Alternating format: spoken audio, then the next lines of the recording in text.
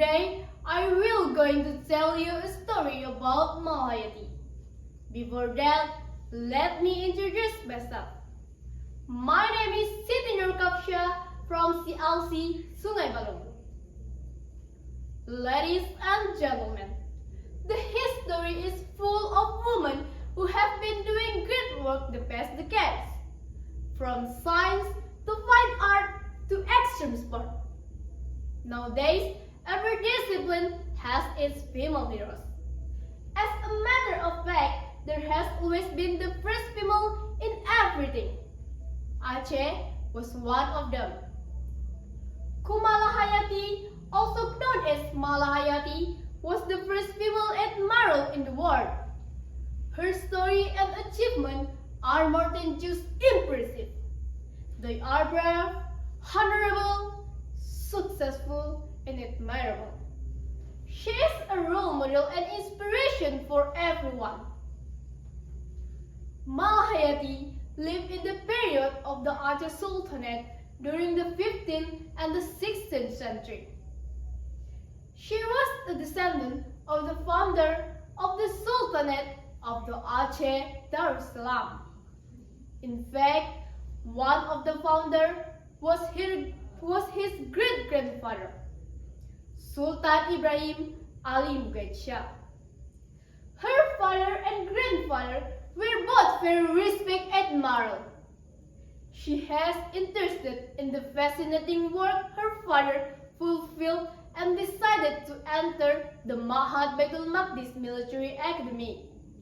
After graduating from Pesantren and Islamic boarding school, the academy offered education in the Navy and the Ground Force Department.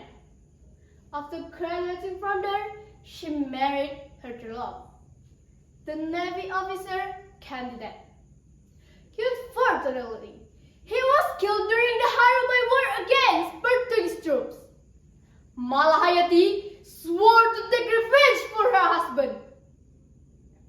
Ladies and gentlemen, determined to continue her husband's fight, she requested to the Sultan to form an armada from Aceh widows.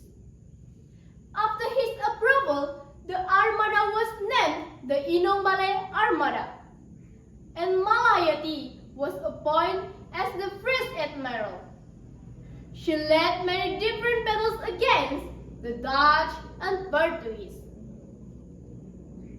In 1600, the Dutch Navy led by Paulus van Kerden robbed an Aceh merchant ship of its paper and sunk it. Years later, Admiral Jacob van Dijk and his company introduced themselves as American men to buy paper.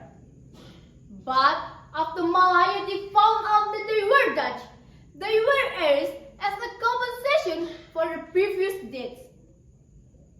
After a few months, Maurits van Orange ordered two emissaries, Admiral Lawrence Beaker and Gerard Roy, to take a diplomatic letter of apology and some present to the Empire of the Aceh. As a result, Malahayati and the emissaries made a treaty agreement. Meanwhile, she was appointed as a troop commander and palace guard. Malahayati was also involved when England entered Malacca Strait. Queen Elizabeth I had sent James Lancaster with a letter for the Sultan.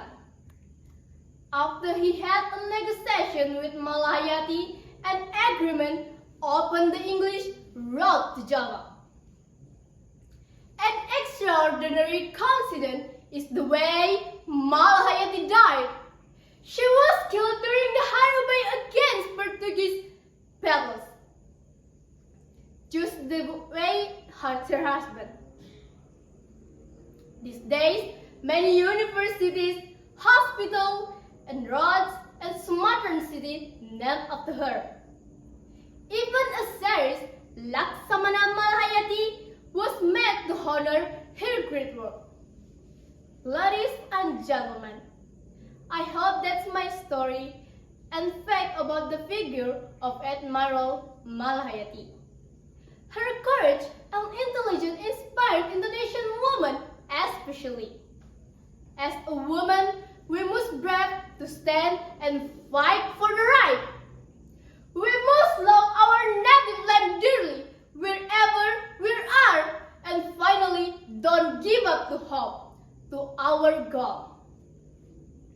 Lastly, thank you for your attention. Assalamualaikum warahmatullahi wabarakatuh.